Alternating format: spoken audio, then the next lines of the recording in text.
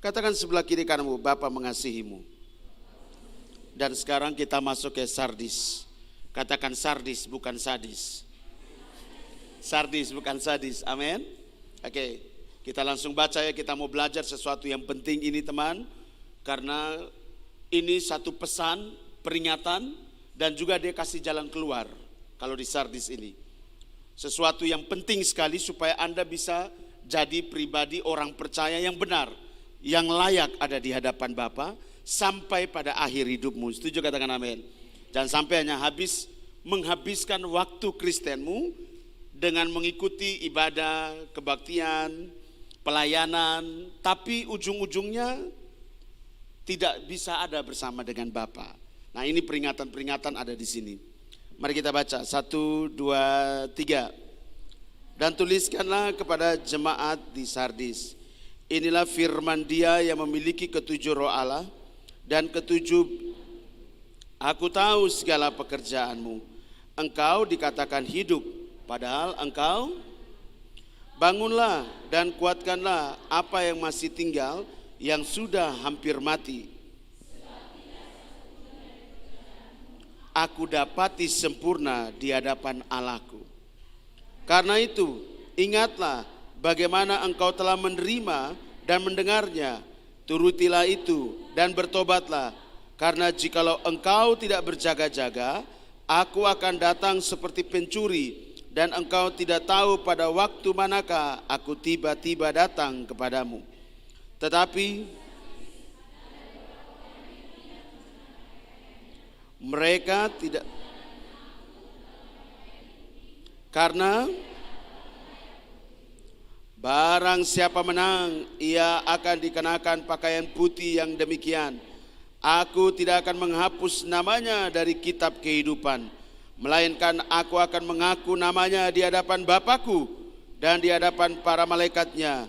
Siapa bertelinga? Anda perhatikan baik-baik, simak ini baik-baik. Engkau hidup tapi engkau mati. Aku tahu pekerjaanmu. Artinya apa? Bapa kita yang kudus dan yang benar, pencipta langit dan bumi, Dia mengetahui apa yang kau kerjakan.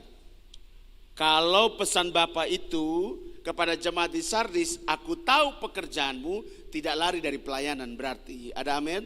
Aku tahu pelayananmu, aku tahu apa yang kau kerjakan. Seperti yang dikatakan di Efesus lah, seperti yang di Tiatira, persis sama. Semuanya ini bersifat ini orang-orang Kristen yang percaya sama Dia, yang giat melakukan pelayanan, yang suka yang rohani, tanda kutip, oke? Artinya begini, orang Kristen kalau dia tidak ke gereja, dia bukan Kristen pastikan, tanda kutip. Biasa orang punya pemikiran begitu. Orang Kristen tapi tidak suka berdoa, tanda kutip. Orang Kristen kalau tidak baca Alkitab, ke mana? You benar-benar Kristen atau bukan? Lihat, aku tahu pekerjaanmu, aku tahu semua yang engkau lakukan. Semuanya, pelayananmu, Bapa kita tahu. Katakan sebelah kiri kanan, Dia sungguh tahu apa yang kau lakukan. 1, 2, 3. Nah, kalau namanya Bapa itu tahu, berarti Dia tahu sampai kedalaman hatimu. Setuju, katakan amin. Katakan sampai di dalam hatimu. 1, 2, 3. Jadi kalau kelihatannya kau begitu tulus, tapi Dia tahu kau itu tidak tulus. Kelihatannya engkau itu menolong, tapi Dia tahu tujuannya untuk apa, Dia tahu di dalam hatimu. Makanya tidak ada yang tersembunyi di hadapan Bapa. Setuju, katakan amin. Dia tahu pekerjaanmu, Dia tahu. Makanya di situ Dia lanjut langsung dengan ngomong, engkau hidup tapi mati. Coba pikir sejenak. Hidup tapi mati. Ini orang jalan-jalan tapi mati. Seperti sekarang orang yang hidup tapi mati, biasanya apa? Katakan zombie. Ngomong zombie. Engkau hidup tapi mati. Bukan beta yang ngomong, ini Alkitab yang ngomong. Engkau hidup tapi, oke, coba lihat sebelah kiri kananmu. Kau hidup tapi jangan sampai kau mati. 1, 2, 3, coba katakan. Jadi ini seperti mayat yang berjalan. Hidup tapi mati. Apa arti ini semua? Dia tahu pekerjaanmu, tapi Dia bilang engkau hidup. Hidup artinya apa? Coba saya tanya. Hidup artinya engkau bergerak, engkau berbicara, engkau melakukan seluruh aktivitasmu. Makanya Bapak bilang, engkau hidup, aku tahu pekerjaanmu, engkau hidup. Artinya kamu bergerak tidak? Hanya orang mati saja yang tidak bergerak, kecuali kamu pakai angka-angka dia pun tangan baru dia bergerak. Tapi kalau dia menggerakkan dia punya diri sendiri, hanya terjadi di Toraja. Kasih bersih mayat, kemudian dibaca-baca, mayat menari-menari di sini. Mayatnya umur berapa? Umur 100 tahun, umur 200 tahun. Keluar dari kuburnya. Itu hanya di Toraja, kasih tahu. Jadi kamu apa? Hah? Jadi kalau orang bilang kamu hidup tapi mati, ada tuh di sana. Sudah mati betul-betul tapi dikasih hidup. Tapi ini bukan bicara zombie, bukan bicara yang di Toraja sana. Tapi ini bicara sesuatu yang penting buat kamu di sini. Kamu hidup tapi mati. Kamu melakukan pelayanan tapi sebenarnya kamu tuh mati. Apa sih yang ingin disampaikan Bapak kepada kamu? Ada banyak orang yang berkata bahwa saya pelayanan. Ada banyak orang yang berkata saya ikut Tuhan. Ada orang yang berkata bahwa saya sibuk dengan pelayanan kiri kanan, bikin ini, bikin itu, lakukan ini, lakukan itu, tolong ini, tolong itu. Tapi Bapak bilang engkau mati. Lu buat kiri kanan, tapi Bapak bilang lu mati. Engkau hidup tapi mati. Anda perhatikan, Bapak kita ini begini Kak. Teman-teman di sini perhatikan. Kamu jadi orang Kristen, kamu harus tahu pencipta kita itu selalu punya standar. Setuju dengan amin? Kamu lihat standarnya Bapak kita. Ketika dia menjadikan Adam dan Hawa, menjadikan Adam. Dia menjadikannya itu bukan atas dasar contoh. Contohnya, oh saya mau ciptakan Adam seperti ini. Tidak. Dia menjadikan Adam itu serupa dengan dirinya. Seperti dirinya. 11-12. Serupa dan segambar dengan dirinya. Artinya apa? Bapa menciptakan manusia itu seturut dengan standar dirinya sendiri. Katakan, dia menjadikan dirinya menjadi standar menciptakan manusia. 1, 2, 3. Kalau keturang pun Bapa ini menjadikan dirinya standar untuk menciptakan Adam. Sekarang saya tanya kamu. Betapa engkau harus hidup seturut dengan apa yang diinginkannya itu. Itu yang diinginkan Bapa. Betapa kamu harus melakukan apa yang diinginkan. Karena kamu diciptakan serupa dengan Bapa. Katakan amin dulu. Nah, apa yang dia menjadi alasan dia bilang kamu mati. Kamu hidup tapi mati. Kamu hidup tapi mati. Apa yang menjadi alasan? Baca ayat 4.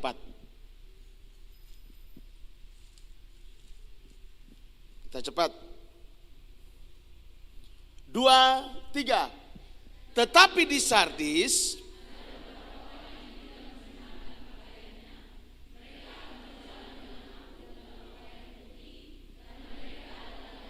kamu lihat, di Sardis ada beberapa orang yang tidak mencemarkan pakaiannya. Berarti kamu punya otak harus jalan.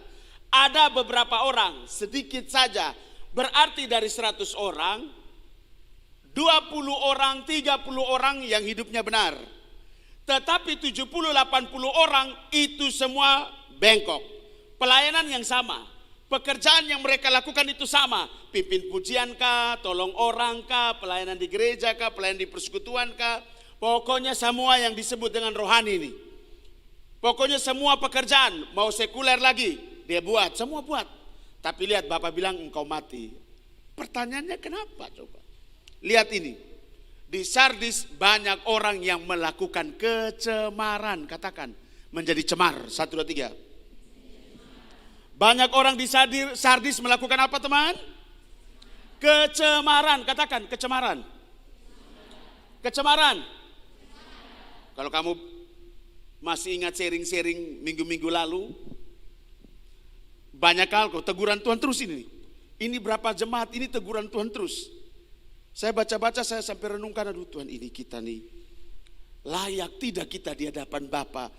Sebegitu dahsyatnya syaratmu, persyaratanmu, begitu dahsyatnya dia punya aturan dan dia punya ukuran kakak. Anda bisa bayangkan, aku tidak menemukan pekerjaanmu itu sempurna di hadapanku. Katakan sebelah kiri kanan, Bapak tuntut kesempurnaan. 1, 2, 3. Jadi kalau ada orang bilang begini, tidak ada manusia yang sempurna, sedangkan Bapak tuntut Anda sempurna. Karena dia menjadikan Adam pada mulanya sempurna seperti dia. Setuju, katakan amin. Artinya kamu harus kembali kepada posisi semula, yaitu kasih mula-mula, seperti posisi Adam sebelum jatuh dalam dosa. Sekarang pertanyaannya, kalau dia sendiri berkata di jemaat di Sardis, aku tidak menemukan pekerjaanmu itu sempurna di hadapanku, berarti dia rindu sempurna itu, kakak. Nah, kenapa tidak menjadi sempurna, bahkan menjadi mati? Karena ada yang disebut dengan kecemaran. Katakan, cemar itu berbahaya. 1, 2, 3. Cemar itu artinya apa? Kecemaran itu artinya apa? Tidak baik dan kotor. Katakan, kecemaran itu artinya tidak baik, menjadi tidak baik dan menjadi kotor. 1, 2, 3. Atau menjadi rusak. Itu cemar. Berarti mereka pelayanan, hati dan pikiran mereka tidak baik. Mereka pelayanan, tapi hati dan pikiran mereka rusak. Karakter mereka rusak. Berapa banyak orang yang berkata diri seorang Kristen, tapi dia punya karakternya seperti binatang. Karakternya seperti setan, suanggi. Benci orang, penuh dengan hawa nafsu. Nah, saya akan buktikan ini ayat-ayat agak keras. Siap hati, siap dada. 2 Petrus pasal 2, ayat yang ke-10 sampai 15. Roma 1 ayat 23 sampai 32. Ini ayat cukup keras sekali. Dan saya harap Anda bisa membaca ini. Ini kecemaran ini. 2 Petrus pasal 2 ayat 10 sampai dengan ayat yang ke-15.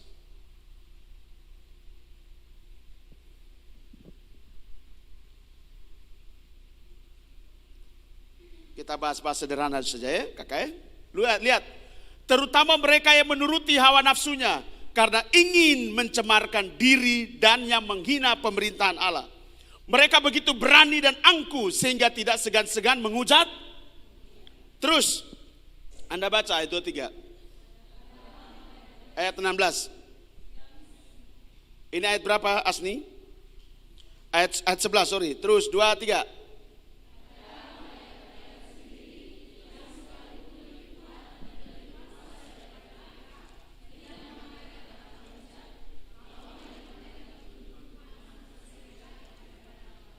Terus sampai 15.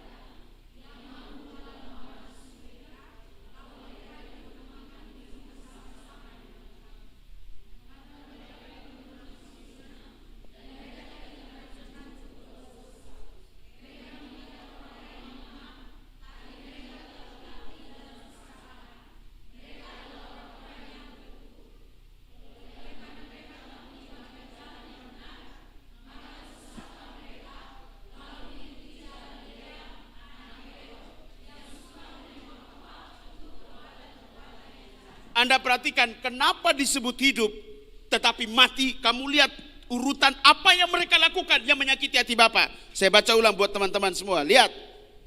Tetapi mereka itu sama dengan hewan. Saya baca dari ayat yang ke-12. Orang yang mencemarkan diri dia adalah orang yang hanya hidup mengikuti nafsu birahi dalam diri dia. Maka hidup dia akan seperti apa? Tetapi mereka itu sama dengan hewan. Sama dengan apa? Kamu lihat, Alkitab ini berani menulis, menggambarkan posisi orang yang mencemarkan diri dia, menghujat kemuliaan Bapa, menghujat pemerintahan yang kudus dan yang benar. Dia itu disamakan seperti hewan. Kamu lihat, sekalipun kamu melakukan apa yang disebut pelayanan, sekalipun kamu disebut, kamu sudah percaya sama Dia yang kudus dan yang benar, tapi kalau kamu mencemarkan diri kamu dengan menghujat kemuliaan Bapa, dengan menghujat pemerintahan Bapa, dengan tidak tunduk dan takluk kepada hukum Bapa, manusia itu disamakan seperti hewan. Bukan saya yang ngomong, Alkitab ini yang bicara. Tetapi mereka itu sama dengan hewan yang tidak berakal, sama dengan binatang. Kasih tahu sebelah kiri kanan, hati-hati. Kalau kamu hidup dalam kecemaran, sekalipun lu Kristen, sekalipun lu percaya sama dia, tapi lu mencemari lu punya diri dengan ketidaktaatan, ketidakpatutan, dan hanya menghujat Bapa, kau sama seperti binatang. Katakan sebelah kiri kananmu, hati-hati. Sama dengan binatang yang hanya dilahirkan untuk ditangkap dan dimusnahkan. Mereka menghujat apa yang tidak mereka ketahui. Sehingga oleh perbuatan mereka yang jahat, mereka sendiri akan binasa seperti binatang liar. Anda bisa bayangkan ini Alkitab keras sekali bicara manusia sama seperti binatang, manusia sama seperti binatang, manusia sama seperti binatang. Yaitu mereka yang mencemari diri mereka dengan hawa nafsu mereka, dengan ketidaktaatan mereka. Kasih tahu sebelah kiri kananmu, lu Kristen tapi lu punya hidup tidak taat sama Bapa, lu mencemari lu punya diri. Katakan, mencemari diri lu.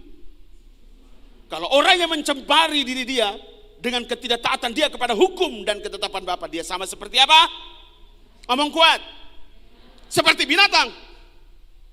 Jadi kalau Anda Kristen tapi minum mabok jalan terus, Anda Kristen tapi mata berzina terus, sama seperti binatang. Katakan sebelah kiri kanan, bertobat. Ada amin. Jadi jangan jadi orang Kristen yang cuma hari Minggu pergi gereja, hari Senin datang ibadah, ada ibadah rumah tangga lu ikut. Pokoknya semua ibadah namanya ibadah, ada lu pemuka di situ. Tapi lu pun kelakuan seperti Alkitab bilang, ke hewan. Alkitab bilang apa? Ke binatang. Bahkan sampai akhir hidup dia, kata Alkitab, mati seperti binatang liar.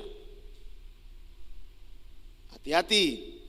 Dan akan mengalami nasib yang buruk sebagai upah kejahatan mereka. Jadi mencemari diri itu kakak, itu seperti kejahatan di mata Bapa. Dan Bapa anggap itu memang kejahatan. Berfoya-foya pada siang hari, mereka anggap kenikmatan. Wow, kalau tidak minum itu satu hari, sonde kuat, sonde bisa. Beta harus minum. Kalau tidak cerita orang punama satu hari, kasih tahu sebelah kiri kanan mulu bengkok. Jadi memang harus bercari itu orang punama, menjelekan orang punya nama. Tidak ada bahan, lu bikin bahan. Tidak ada salah, lu cerita orang punya masa lalu. Kasih tahu sebelah kiri kananmu, woi orang Sunai di gunung, lu masih di pantai sana. Terus saya baca ayat 13 bagian B. Mereka adalah kotoran dan noda. Sudah binatang plus kotoran dan, kasih tahu kalau kamu cemar, kamu seperti binatang plus seperti kotoran dan noda. Noda masih agak mendingan. Tapi kalau kotoran ini, kamu tahu kotoran lebih kasar apa? Sudah tahu sekitar. Ini kata Alkitab sini masih sopan, kotoran. Atau kita omong. Anda bisa bayangkan, mereka adalah kotoran dan noda yang mabuk dalam apa?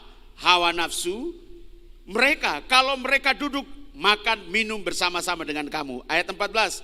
Mata mereka penuh nafsu zina.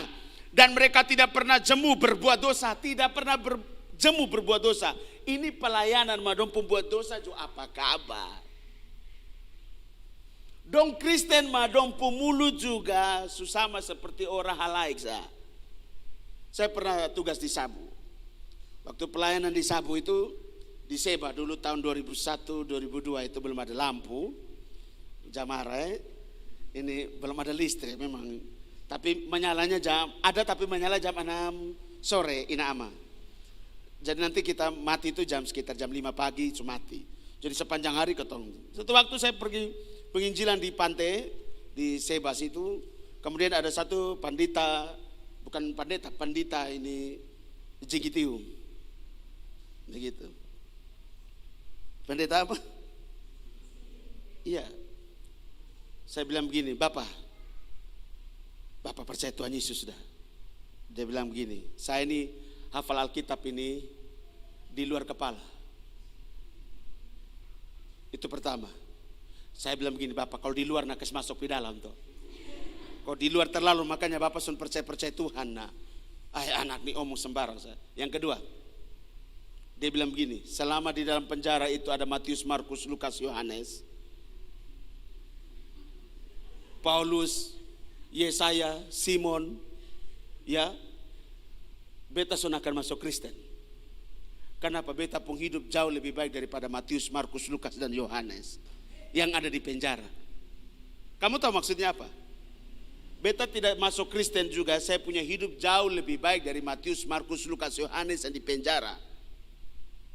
Orang ini banyak yang mau ikut Tuhan Yesus, istilahnya begitu. Orang mau masuk Kristen banyak, tapi orang yang di luar sana melihat kelakuan orang-orang Kristen punya hidup kakak, makanya orang langsung ngomong, kalau di penjara masih ada Matius, Markus, Lukas, Yohanes, lu jangan omong Tuhan pun nama di sini, dia bilang begitu. Tapi kalau di penjara itu sudah tidak ada lagi nama Matius, Markus, Lukas, Yohanes, tapi nama yang lain, Pak Pendeta omong di situ, saya akan langsung percaya. Tidak usah omong-omong, saya langsung ikut Tuhan. Tapi Jamare, kakak coba pergi lihat di penjara itu masih ada apa? Saya belum masih ada Matius, Markus, Lukas, Yohanes. Nah, begitu saya doa ke Bapak saja ya. Ama pulang sudah. Doa ama. Doanya tidak begitu, tidak ama. Pulang, saya bilang, ya permisi Bapak. Ya orang punya prinsip, saya doakan dari jauh saja. Sekarang dia sudah di Sabusan, dia sudah punya gereja sendiri, puji Bapak sudah. Kasih tahu sebelah kiri kanan. Tidak ada yang mustahil. Tapi dia pun ceritanya unik toh. Yang Mahatma Gandhi juga oke. Dia mau datang gereja di India. Orang India itu yang bergereja, yang orang Kristen India, punya gereja itu memang mewah. Dan orang-orang kaya India itu orang Kristen kebanyakan. Dan ketika Mahatma Gandhi yang seorang yang sederhana, miskin istilahnya begitu, dia datang ke gereja karena dia suka Kristus. Dia suka ini Bapak kita. Dia suka sekali kehidupan Kristus itu di saat dia ada di bumi. Saudara, ketika dia masuk dalam gereja, orang-orang Kristen di India berkata, kau kotor. Kau tidak layak untuk ketemu dengan Bapa kami. Tidak, keluar. Kamu tahu ketika dia keluar, dia tunjuk orang Kristen di India. Aku suka Kristusmu, tapi aku benci Kristenmu. Sekali lagi, aku suka Kristusmu, gaya hidupnya, dia menerima orang-orang miskin, dia menyembuhkan orang-orang sakit, dia membela orang-orang yang lemah. Tapi aku benci Kristenmu, munafik semua kamu. Banyak orang kok yang bangga dengan kehidupan Bapa kita ketika dia merangkak ke Golgota, ketika dia berjuang di bumi.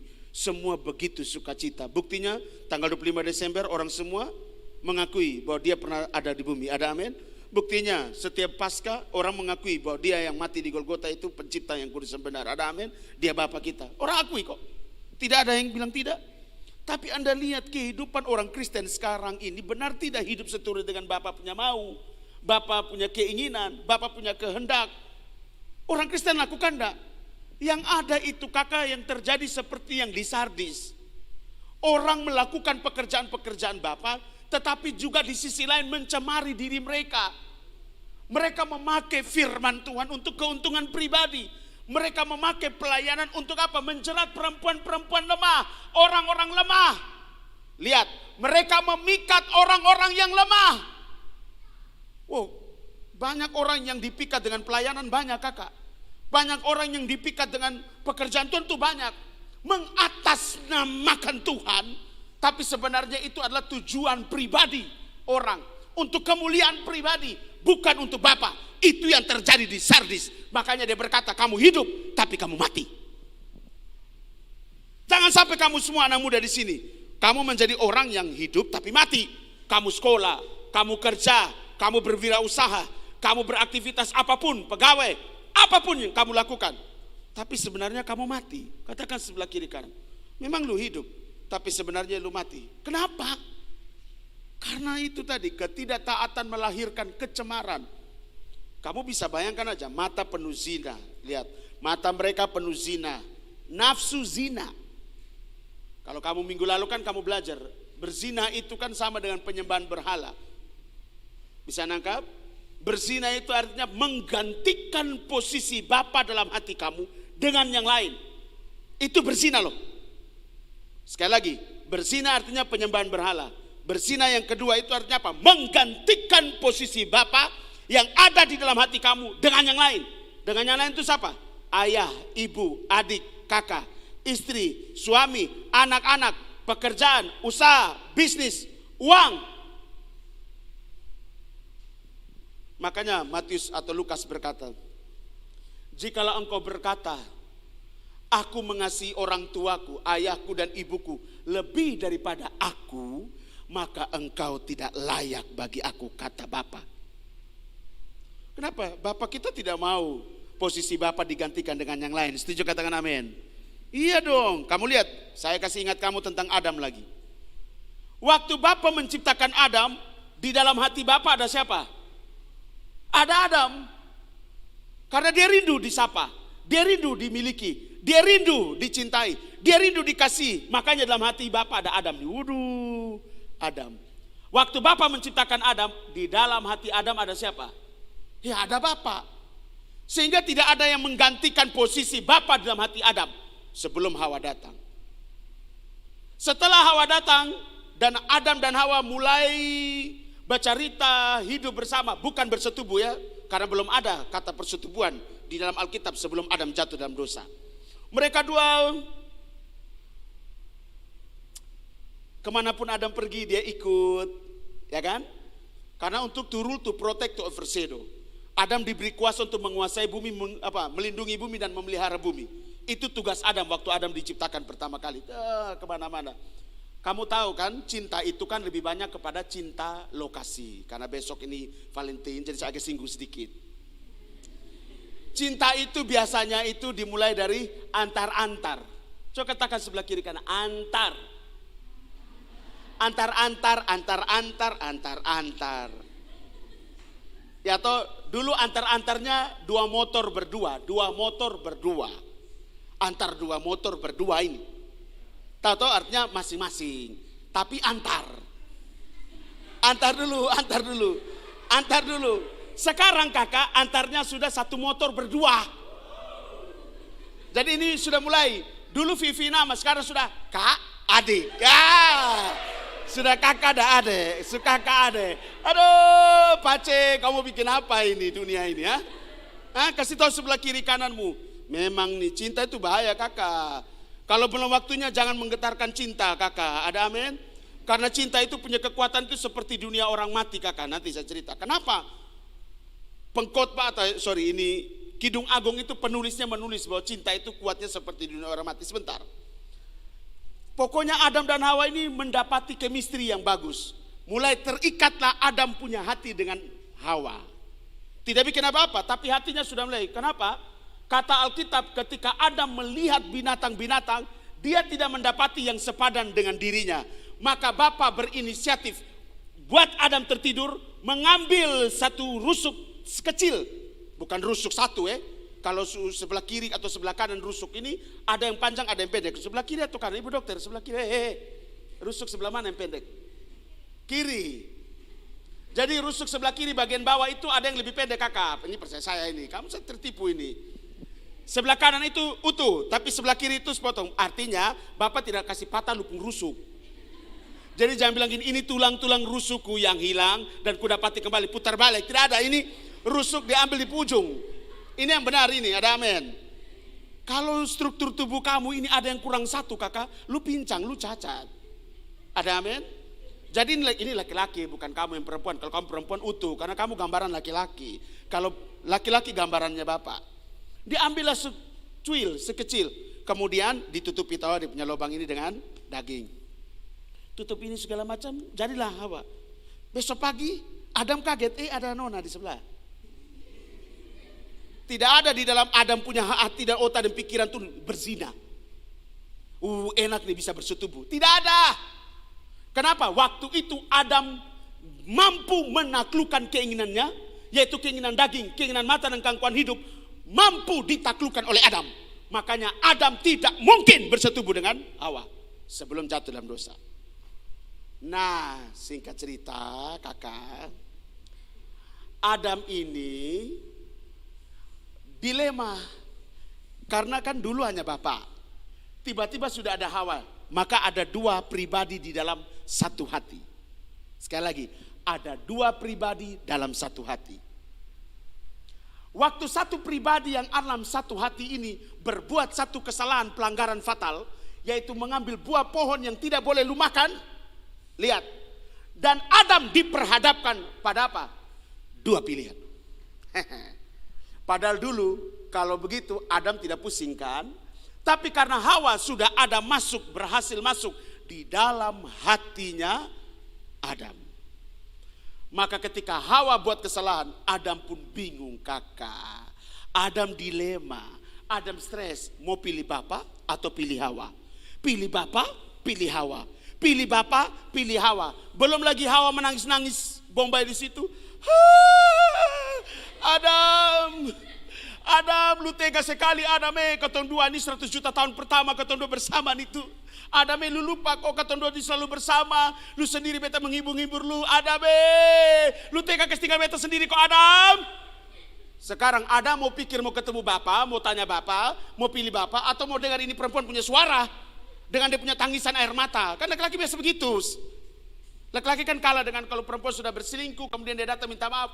Beta minta maaf, beta mau ulang. Laki-laki bilang gini, satu kali lagi artinya hancur dulu toh, dia lebih memilih. Adam begitu teman, Adam nih begitu. Akhirnya hati ini lebih memilih Hawa kakak. Lihat, sejak saat itu kakak, kesalahan Adam kakak adalah lebih memilih Hawa daripada Bapa. Kakak, api cemburu Bapa langsung naik. Murka Bapa melimpah ruah kakak. Maka turunlah dia menghancurkan bumi dong. Tek. Lepaskan kutuk kepada bumi. Lepaskan kutuk kepada Adam. Lepaskan kutuk kepada Hawa. Lepaskan juga kutuk kepada ular. Tapi lepaskan kutuk kepada ular itu ada keuntungan buat ular. Kenapa? Makanan ular adalah debu tanah. Kamu lihat ular mana ada makan debu tanah. Ular makannya apa? Ular makan, rantai makanan. Ular makan apa? Nah, ada makan debu tanah. Itu kiasan kakak. Ular itu musuhnya kita dari awal kakak. Makanya ada ayat selanjutnya berapa? Keturunan perempuan ini yang akan meremukan kepala ular dengan tumit perempuan ini. Begitu kak. Jadi itu nanti kalau kamu suka belajar, berarti kamu akan ikut kelas saya di hari Jumat. Supaya kamu bisa dapat secara detail bagaimana Adam lebih memilih Hawa. Dan akhirnya apa? Cintaku terbagi dua. Dua-duanya ku suka, dua-duanya ku hormati, dua-duanya ku sayang. Kamu lihat apa yang terjadi. Di situ baru kamu lihat semua keinginan yang tersimpan dalam tubuh manusia daging keluar. Dan itu mencemari Adam. Makanya Bapak datang, Adam sembunyi di mana? Oke. Dalam posisi apa? Oke, bisa nangkap sampai sini? Tidak ada lagi yang bisa dia pakai untuk dia menguasai diri sendiri. Kemuliaan Bapa sudah hilang kan? Roma bilang apa? Sebab manusia telah jatuh dalam dosa dan manusia telah kehilangan apa? Kemuliaan Bapa. Kemuliaan Bapa itulah yang membuat manusia itu mampu untuk apa? Menekan keinginan daging, keinginan mata dan gangguan hidup dalam diri dia. Makanya jangan sampai kamu menjadi cemar. Kecemaran hanya cuma apa? Terjadi karena apa? Ketidaktaatan. Kecemaran yang kedua terjadi karena apa? Karena ada yang lain di hati kamu. Katakan sebelah kiri kananmu. Ketika kamu sudah mulai ada yang lain di hatimu, mulai sadar bahwa engkau sedang mencemari dirimu. Kalau sudah ada pacar di sini, sudah mulai ada yang lain di sini, sudah ada pekerjaan, bisnis, sudah ada uang di sini, sudah ada posisi, prestise di sini, sudah ada apa lagi? Pokoknya semua yang bukan Bapak ada di sini. Ketika lu diperhadapkan dalam sebuah pilihan, mau berdoa atau mau ketemu dong. Mau berdoa atau pacar bilang begini, sekarang juga jemput. Sekarang juga jemput. Pokoknya beta sonde mau tahu, jemput sekarang. Jam yang sama, Bapak bilang aku ingin bicara sama kamu. Dua-duanya lu suka. Lu pilih yang mana? Manusia selalu pilih pacar dong. Bukan pilih Tuhan. Ini saya pilih Tuhan, putar balik. Makanya kita ajar kamu. Kuasai diri kamu. Pilih Bapa sana. Karena setelah doa baru pergi jemput itu bisa. Dia mau datang, kamu bilang gini, saya agak terlambat sedikit, saya lagi berdoa. Sudah saya naik Grab. Amin. Aman tuh berarti amin. Sudah saya naik Maxim. Puji Bapa. Udah naik aja.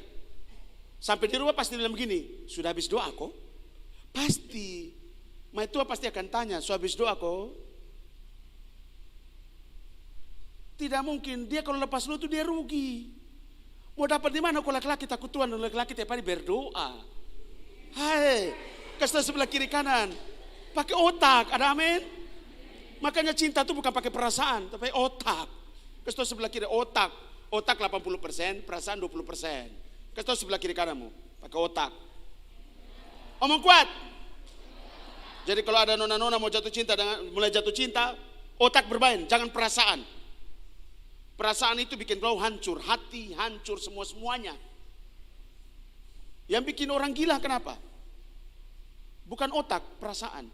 Ada anak saya di sini, nama Andre. Begini, bukan orang dalam gejala, orang ODGJ apa? ODGJ, orang dalam gejala gangguan jiwa. Saya tanya, kenapa kau begini? Gagal. Gagal apa? Itu perempuan kakak. Beta sujaga dia kakak 11 tahun. Tiba-tiba kakak beta baru datang, dia jalan dengan yang lain. Wih kakak perasaan taruh di mana? Saudara perasaan. Weh kakak coba rasa apa yang beta rasa? Beta sudah rasa, sudah lebih gila dulu. Tapi beta sudah sampai gila kayak lu begini.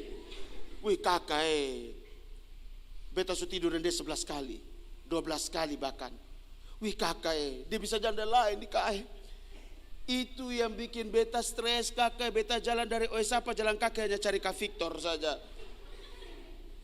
Kamu lihat? Terlalu pakai perasaan, tidak pakai otak. Kamu lihat, kalau di hatimu ada yang lain selain Bapa, itu mencemari kamu. Dan kalau sudah mencemari kamu, Bapa bilang apa? Di dalam diri kamu hanya ada kejahatan. Tidak layak kah? Tidak layak kakak. Makanya kalau ada yang lain kamu lihat, hati lihat, mata mereka penuh nafsu, zina. Orang kalau sudah pacaran-pacaran sudah lebih dekat, mulai apa? Tangan kemana-mana. Mulai bibir kemana-mana. Kemudian mulai arahkan kemana-mana. Dulu hanya cuma pegang tangan ini pas mau langgar bemo sah. Mari sayang, beta pegangnya supaya jangan lihat apa. Beta rasa ini yang dia perempuan juga, on juga kok, iya mari pegang. Kalau lu pakai otak, tidak usah pakai pegang-pegangan. Bukan muhrim toh. Lu belum disahkan secara agama dan secara pencatatan sipil. Kasih sebelah kiri kan, lu jangan raba-raba orang pada nona. Yang nona juga jangan begatal. Kau bilang begini, raba saya tidak apa-apa. Kan saya pernah bersaksi di sini, ada satu orang pelayan di gereja ketika pacaran, kemudian dia cerita di teman-teman perempuannya, kebetulan teman perempuannya juga ember, kemudian akhirnya itu cerita sampai di beta. Iya, karena dia bilang begini, beta nih bingung deh beta punya pacar ini. Kayaknya beta punya pacar nih belok. Artinya hompret. Kayaknya beta punya pacar nih belok. Jadi kawan bilang begini, kok belok? Kau tuh lihat mah dia aman-aman. Sonde kayaknya dia belok. Masa kau tuh pacaran sekian tahun ini, dia sonde raba beta, dia sonde ramas beta, dia sonde cium beta juga. Hai! Ini laki-laki beta kenal, seorang yang baik, seorang pemimpin pujian. Seorang yang takut akan Tuhan. Kenapa dia bisa bertanya seperti itu padahal dia juga pelayan yang sama? Kakak, kalau ini sudah ada yang lain kakak, mata mereka penuh zina kakak. Mencemari diri kamu. Sekalipun lu pelayanan seperti apa, sebesar apa pelayananmu, jamaat mau ribuan kakak. Kalau ini kakak, bukan Bapa saja di dalam lupun diri. Mencemari. Mata mereka penuh dengan nafsu zina. Dan mereka tidak pernah jemu berbuat dosa. Tidak pernah jemu berbuat dosa. Hati-hati ya. Mereka memikat orang-orang yang lemah. Dengan cara apa? Pakai firman Tuhan. Pakai ayat-ayat Alkitab. Hati mereka telah terlatih. Dalam apa? Serakah. Pokoknya monopoli. Semua dia. Semua dia. Ini untukku dan untukku. Kasih tahu sebelah kiri kan. Serakah. Gampang kalau orang serakah tuh. Cara ujinya dia apa? Biarkanlah dia tidak makan 1 hari. kemudian kita sengaja banyak-banyak di sini, ketong taruh makanan di situ. Dia makan duluan dan dia makan full. Baru ketong tanya, kenapa lu makannya tidak tunggu kata orang? Beta su lapar. Lu makan lagi tidak tahu diri. Wih, beta su lapar. Jawaban pasti, beta su lapar, beta su lapar, dan su lapar. Kasih tahu, dasar serakah. Biar su lapar, tunggu. Tidak mungkin lu mati di situ, ada air. Ada amin? Ya, kasih tahu sebelah kiri kananmu, hati-hati, mencemari tubuh kamu itu sangat berbahaya. Katakan sebelah kiri kananmu.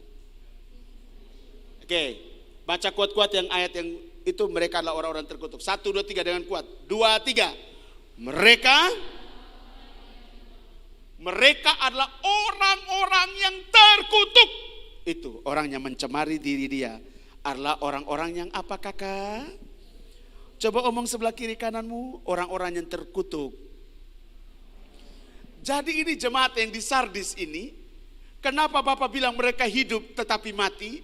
Karena kelakuan mereka model begini, kakak. Mata mereka penuh dengan zina, mereka tidak pernah jemu berbuat dosa, mereka memikat orang-orang yang lemah dengan memakai pelayanan, ayat-ayat firman, hati mereka telah terlatih dalam keserakahan, mereka serakah. Makanya Alkitab bilang apa? Mereka adalah orang-orang yang apa? Katakan kuat. Jadi kalau kamu semua ada seperti ini, terkutuk.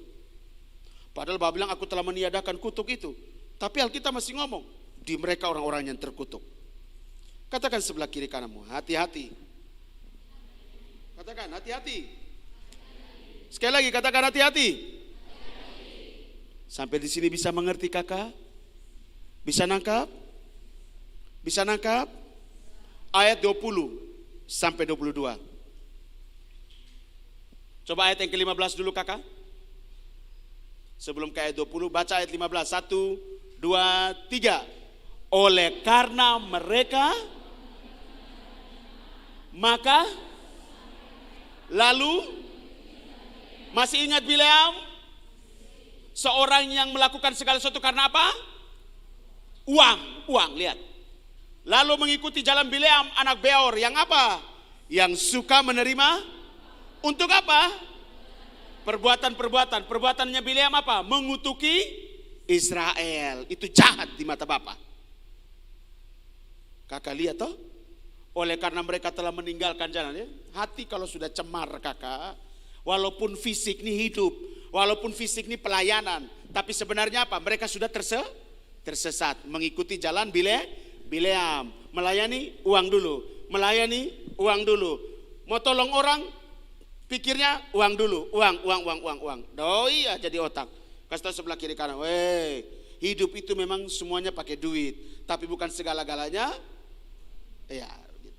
Dan tidak boleh kau mengukur orang pun juga dengan uang, tidak boleh. Mungkin orang itu memang sekarang dia tidak punya uang, jangan kau anggap remeh, karena satu waktu kau akan butuh orang itu. Ada amin? Jadi berbuat baik lagi dengan semua orang. Bangunlah jejaring yang baik. Jangan menganggap kamu baik lebih baik daripada orang lain. Jadilah orang yang benar di hadapan Bapa. Ada amin? Ayat 20 sampai 22. Dari 2 Petrus pasal 2 ayat yang ke 20 sampai 22. Cepat. 2, 3. Sebab jika mereka oleh pengenalan mereka akan Tuhan dan juru selamat kita Yesus Kristus telah melepaskan diri dari kecemaran-kecemaran dunia, tetapi lebih buruk daripada, makanya disebut hidup tapi mati. Mereka adalah orang-orang yang mengenal akan Bapa kita, tetapi oleh karena apa? Tetapi telah melepaskan diri kan dari kecemaran-kecemaran dunia, tetapi terlibat lagi dengan kecemaran dunia, maka mereka punya keadaan lebih buruk dari yang semula. Katakan sebelah kiri kananmu, hidup tapi mati. 1, 2, 3. Omong kuat dulu ini bahasa, ini kata 2, 3 ayat ini 2, 3. Sebab jika mereka oleh pengenalan mereka akan Tuhan dan juru selamat kita Yesus Kristus telah melepaskan diri dari kecemaran-kecemaran dunia, tetapi terlibat lagi di dalamnya, maka akhirnya keadaan mereka apa? Lebih buruk daripada. Jadi hati-hati ya. Ada amin? Jadi jangan sampai kita Sudah tahu yang benar, tapi kita sengaja masuk lagi. Kita sudah bertobat, bilang saya mau bertobat, kakak saya mau bertobat, saya mau ikut Tuhan, amin.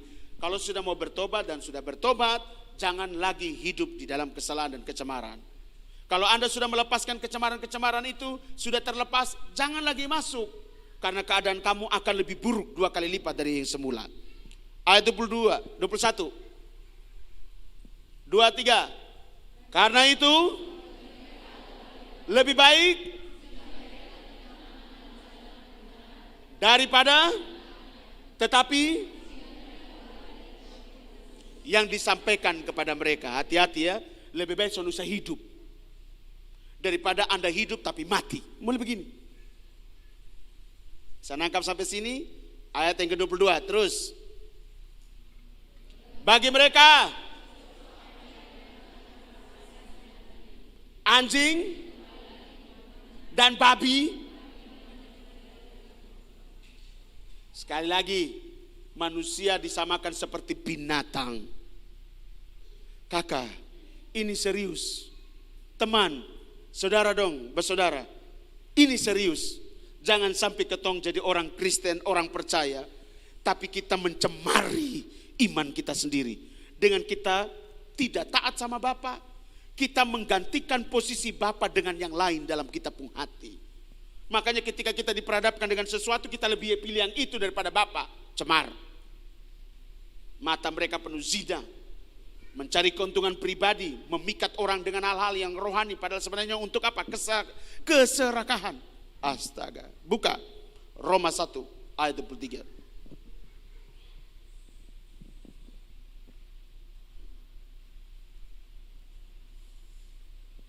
Kita baca cepat saja ya kakak. Oke. Ayat 23 baca semua sama-sama. Ini orang yang seperti di Sardis. Ini kehidupan mereka. 2, 3. Mereka menggantikan kemuliaan Allah yang tidak fana dengan yang fana, burung-burung, binatang-binatang yang berkaki 4, atau binatang-binatang yang ini yang disebut dengan mereka menggantikan posisi Bapa dengan yang lain. Mereka bikin binatang-binatang berkaki 4, mereka bikin binatang-binatang yang menjalar kemudian sujud menyembah. Terus ayat 24. Karena itu Allah menyerahkan mereka kepada apa? Keinginan hati mereka akan apa? Kecemaran, sehingga mereka saling apa? Mencemarkan tubuh mereka. Sekali lagi beta ingatkan teman-teman semua di sini seturut dengan apa yang Bapak inginkan yang tertulis di sini. Kalau kamu menggantikan posisi Bapa dengan yang lain, kamu mencemari diri kamu. Dan lihat apa yang terjadi. Bapa menyerahkan mereka kepada keinginan hati mereka akan kecemaran, sehingga mereka saling apa? Mencemarkan tubuh mereka. Artinya apa? Kalau kau ada sudah cemar, kau mencemari orang lain. Makanya hidupmu harus benar. Setuju, katakan amin. Ayat 25, 23. Sebab mereka menggantikan yang benar, kebenaran Allah dengan dusta, dan memuja dan menyembah makhluk dan melupakan penciptanya yang harus dipuji selama-lamanya. Amin. Dong ganti dengan yang lain, ganti dia uang lah. Sekarang mungkin lu tidak mungkin pergi buat patung toh, tidak mungkin lu pergi buat ini apa namanya, ada gambar kode di situ, kemudian lu pikir masuk dalam lupung kamar, kemudian begini, kan sound toh, tidak mungkin. Sekarang iblis itu mainnya halus Pak. Dia membuat hatimu dan pikiranmu itu terfokus kepada idolmu. Idolamu siapa? Blackpink. Maka tempat tidurmu Blackpink, maka piringmu Blackpink, kau punya kamar-kamar Blackpink. Ada yang lebih gila, Hello Kitty. Helm Hello Kitty, motor Hello Kitty, bantal Hello Kitty, tempat tidur Hello Kitty, warna di dalam kamar Hello Kitty. Ya toh? Kemudian kamar tulis kamar Hello Kitty. Kasih tahu sebelah kiri kananmu, tanpa sadar Tuhanmu itu Hello Kitty. Tanpa sadar kau punya Tuhan itu Blackpink. Tanpa sadar, kan ada orang nih kalau sudah idola dengan artis, wush, pokoknya semua ini dia bisa merubah faham juga, marga juga dirubah. Jadi kasih tahu sebelah kiri kanan, hati-hati. Sebab mereka menggantikan yang benar dari Bapa, menggantikan posisi Bapa dengan dusta dan memuja dan menyembah makhluk dengan melupakan siapa? Bapa. Hati-hati. 26. Karena itu Bapa menyerahkan mereka kepada siapa? Hawa nafsu yang memalukan. Sebab apa? Istri-istri mereka menggantikan persetubuhan yang wajar dengan yang tak wajar. Tahu yang wajar dan tak wajar? Wajar ya biasa laki-laki dan perempuan. Yang tak wajar, perempuan dengan perempuan, laki-laki dengan laki-laki, perempuan dengan anjing, perempuan dengan kuda, perempuan dengan kambing, laki-laki dengan batang pohon pisang, laki-laki. Demikian juga suami-suami meninggalkan persetubuhan yang wajar dengan istri mereka dan menyala-nyala dalam birahi mereka seorang terhadap yang lain, sehingga mereka melakukan kemesuman laki-laki dengan laki-laki, kata Alkitab. Dan karena itu mereka menerima dalam diri mereka balasan yang setimpal untuk kesesatan mereka. Kamu jangan pikir yang di Sardis ini main-main, kakak. Makanya kenapa Alkitab bilang apa? Kamu hidup tapi kamu mati. Ini persoalan serius, kakak, bukan main-main. Oh, di Kupang ini ngeri, Pak. Di Kupang ada kelompok yang menggantikan, kayak pasangan-pasangan ganti. Misalnya suami istri ini bergantian. Jadi suami main dengan istrinya, temannya, suami ini mengganti istrinya. Sekarang di Kupang lagi tren. Kamu ini polos-polos saja. Makanya yang lebih bergaul di saya daripada kamu. Padahal kamu di luar sana, saya bertapa saja di sini. Saya duduk diam di hadirat Tuhan, maksudnya, sorry, bukan bertapa, duduk diam di kaki Tuhan. Tapi informasi saya lebih keras dari kamu ini. Kasih tahu sebelah kiri kan, gaul sedikit. Buka mata, buka hati, buka pikiran. Bukan buta mata, buta hati, buta telinga. Orang omong sedikit, nanti najis. Lu putar balik ini. Kita perlu tahu informasi apa supaya kami berdoa itu tepat sasaran. Amin. Begitu, itu yang sekarang terjadi di Kupang ini. Ngeri. Sengaja menikah padahal dia hompret. Menikah nih. Tapi sebenarnya punya istri. Coba lihat sebelah kiri kanan. Hati-hati. Mainnya cantik sekali sekarang. Kata mau bilang dia hompret, ada bini. Mau bilang dia lesbi, ada laki. Ada anak lagi. Itu terjadi ya di dalam kesesatan mereka. Dan itu cemar, kakak. Hidup tapi mati. Dan karena mereka tidak merasa perlu untuk mengakui Allah, maka Allah menyerahkan mereka kepada apa? Pikiran-pikiran yang terkutuk, sehingga mereka melakukan apa yang tidak pantas. Ayat 29 silakan baca. Lihat, baca ini dengan serius dan lihat diri kamu. Lihat apa yang tidak pantas itu apa?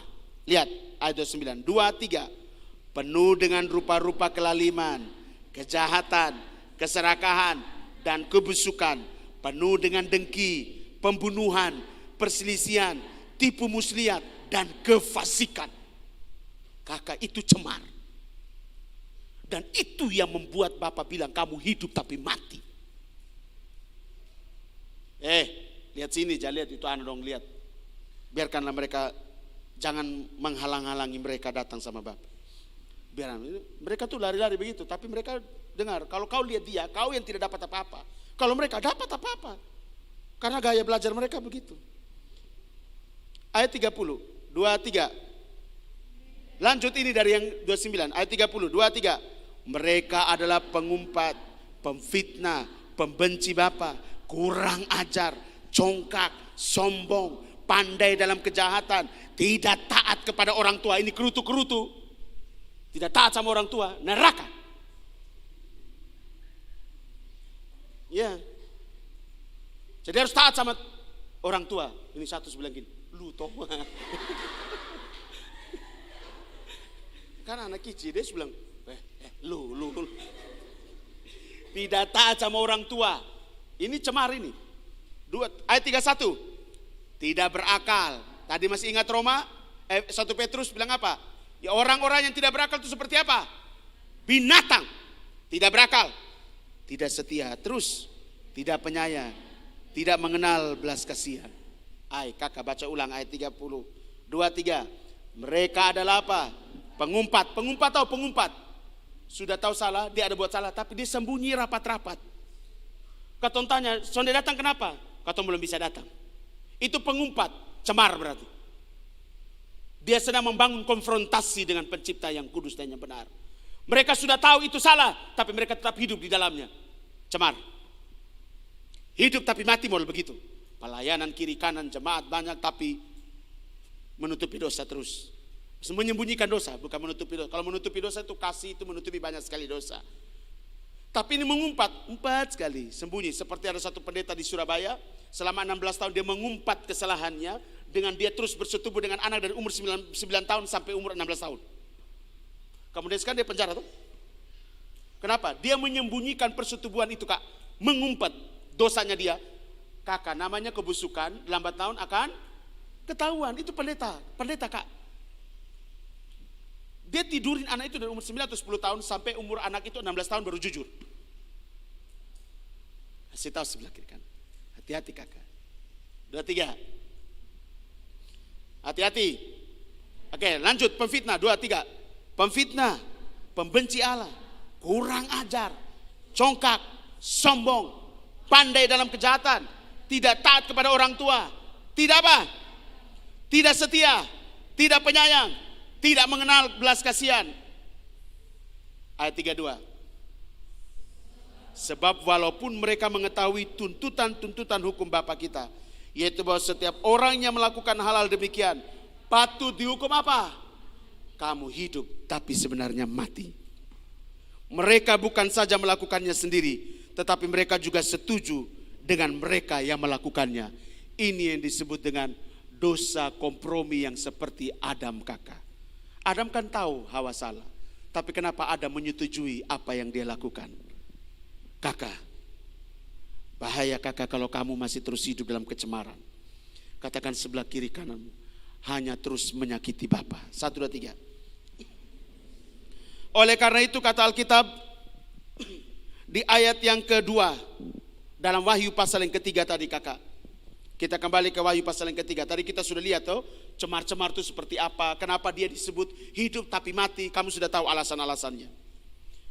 Maka apa yang harus kamu buat? Kata Alkitab dalam Wahyu pasal yang ketiga ayat 2. Mari kita baca sama-sama. 2, 3. Bangunlah dan kuatkanlah apa yang masih tinggal, yang sudah hampir mati, yang masih tersisa dalam luputnya hati dan diri. Itu api masih menyala, biar sedikit kakak. Lu usahakan dia menyala sebesar-besarnya, supaya engkau masih didapati layak ada di hadapan Bapa. Setuju katakan amin. Jangan sampai dia padam. Masih ada yang tersisa kakak. Pergunakan ini waktu. Sebab tidak satu pun dari pekerjaanmu aku dapati sempurna di hadapan Bapa. Karena tadi kamu lihat keadaannya cemar kayak apa? Menajiskan, seperti binatang, seperti kotoran, seperti noda. Kata Alkitab. Ayat yang ketiga kak. 2, 3. Karena itu ingatlah bagaimana engkau telah menerima dan mendengarnya. Sekarang saya sudah kasih tahu kamu. Kamu sudah menerimanya. Kamu mengatakan amin. Kamu bilang sama di hati kamu, terima kasih Tuhan. Kamu telah menerimanya. Kamu telah mendengarnya. Berita yang benar.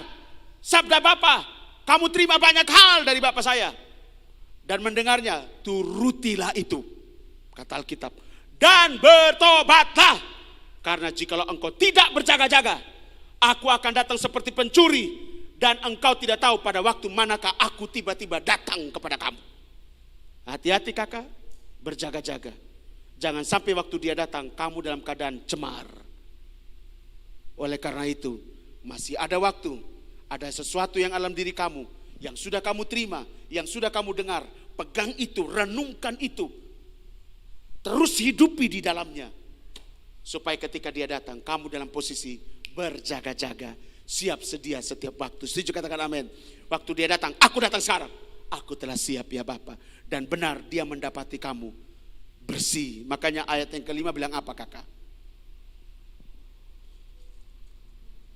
Ayat yang kelima.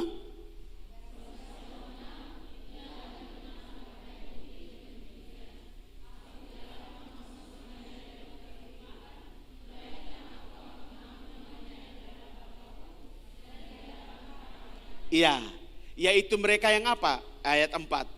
Tetapi di Sardis ada beberapa orang yang tidak mencemarkan pakaiannya, Mereka akan berjalan dengan aku dalam pakaian putih karena mereka layak untuk itu. Yaitu pakaian yang mana? Yang menang, yang berkemenangan dikenakan pakaian putih yang demikian. Aku tidak akan menghapus namanya dari kitab kehidupan. Namamu ada, Kak. Bapa tidak akan hapus kalau kamu tidak tercemar. Kebalikannya berarti kamu tahu kan? Kalau kamu didapati tercemar ketika dia datang pada waktu itu. Siapkan diri, kakak. Ini bukan hanya tulisan buat jemaat di Sardis. Ini buat ketong hari ini, kakak. Ada amin? Buat hari ini supaya engkau benar-benar layak ada di hadapan Bapa. Yang disebut layak ini. Baca ulang ayat ini. 2, 3. Tetapi di Sardis ada beberapa orang yang tidak mencemarkan pakaiannya.